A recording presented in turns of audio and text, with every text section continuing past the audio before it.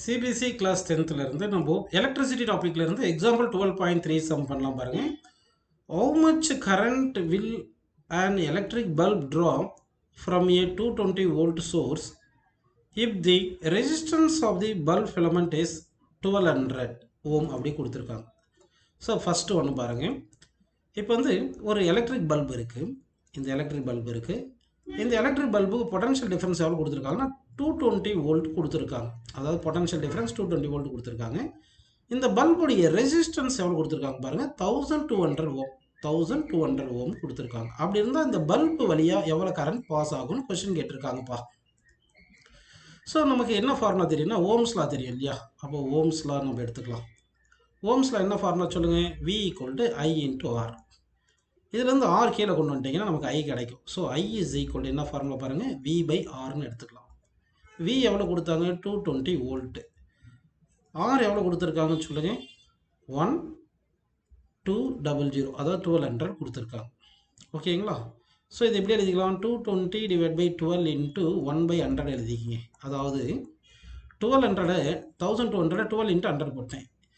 இப்போ இந்த 12ஐயும் 220 கட் பண்ணுவோம். கட் பண்ணால் என்ன வரும்னு பார்த்தீங்கன்னா வந்து 18.33ன்னு கிடைக்கும். இப்போ 18.33 / 100 இருக்குது. அப்போ 2 பாயிண்ட் தள்ளி புள்ளி வைக்கணும். அப்போ 0.1833 ஆம்பியர்னு எழுதிக்கலாம். இதை 2 டெசிமலில் ரவுண்ட் ஆஃப் பண்ணிக்கிட்டோம்னா 0.18 ஆம்பியர்னு எழுதிக்கலாம்ப்பா. So current passes through the bulb approximately எவ்வளோ வருது? 0.18 ஆம்பியர்னு கிடைக்குது.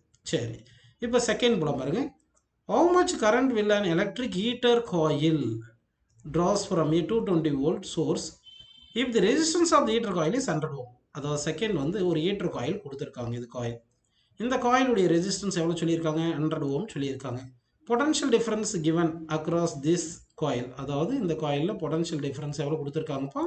220 வோல்ட்டு கொடுத்துருக்காங்க.